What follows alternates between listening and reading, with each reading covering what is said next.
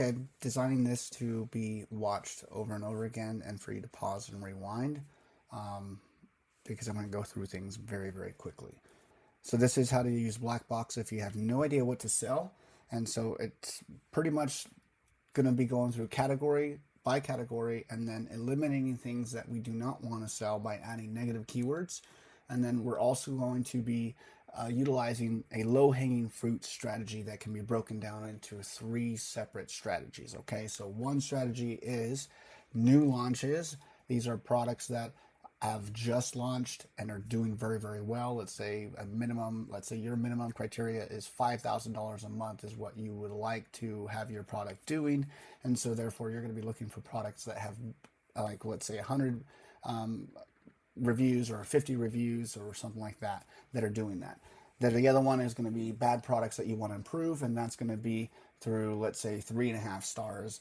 And why do people not like it? You review those bad reviews and you try to improve the product. And then the next one is going to be a product that has a bad listing. Maybe it only has one image and you can go ahead and try and improve it.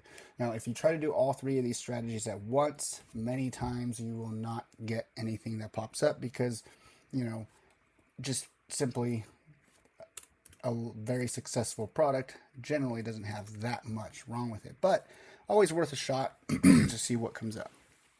Then, once you have your minimum criteria set, we're going to go ahead and figure out what we do not want to sell. So that's where we add in our negative keywords. And so let's go over to our negative keyword list that we would need to start compiling. So this is a template that I created that we're going to go ahead and use in order to go category by category and start to accumulate things that we do not want to sell.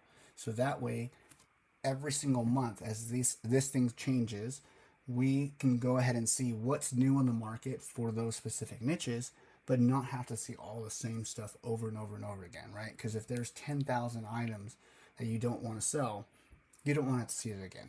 So this is what makes it easy and helpful for us to add these negative keywords. So I went ahead and plugged these in. And then as well as you can also have, let's say there's a brand that you don't want to sell against, and they have tons of products that keep popping up. You can go ahead and also have excluded brands. And then anytime you do plug in negative keywords in Helium 10, I always recommend that you go back and you plug it into your list, because sometimes I'm in the middle of doing my research and then all of a sudden it crashes and I've lost all those negative keywords that I just accumulated over the last 2 hours. Very annoying. As well as sometimes if I, let's say, save this as a preset, which I can do, you can go ahead and name this, let's say, home and kitchen. And then if I wanted to, let's say, add an additional keyword later, I can't just save over that one specifically. I have to make a whole new one. And then it becomes very, very difficult to save and have all these different ones that you have created over here. So, for example, too, I just accidentally clicked on that item and it erased everything here. So if I was working for 2 hours and all of a sudden I clicked on the wrong button, boom, it's completely gone. And so that's why it's super helpful to have this right here. Now, there is, of course, the restore last search feature, which sometimes works, sometimes it doesn't. And so luckily I've been on this for a while and it did work, but still I have had times where I hit that and it didn't work and it's no. All right. So always good to use this. And also if you ever change programs, like I have friends who use both Helium 10 and Jungle Scout, and then other programs as well. You want to have your keyword list, and this is personal to you, and this is extremely valuable to you, and something that you want to keep private.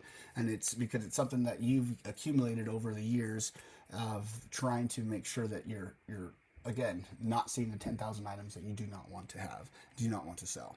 All right. So next step, after you've gone through, let's say you've gone through the different strategies, and you've gone through your minimum criteria. Let's say it's $10,000 a month, and I know I don't want to sell a $1,000 ring, so I'm going to go ahead and limit $120, and I don't want to sell a $2 item either, so I'm going to go ahead and keep that low as well. I'm going to go ahead and just keep looking for these different products, and once I see that something pops out at me, The next step is to figure out how to evaluate the actual market. Okay, and that's going to be on the second video.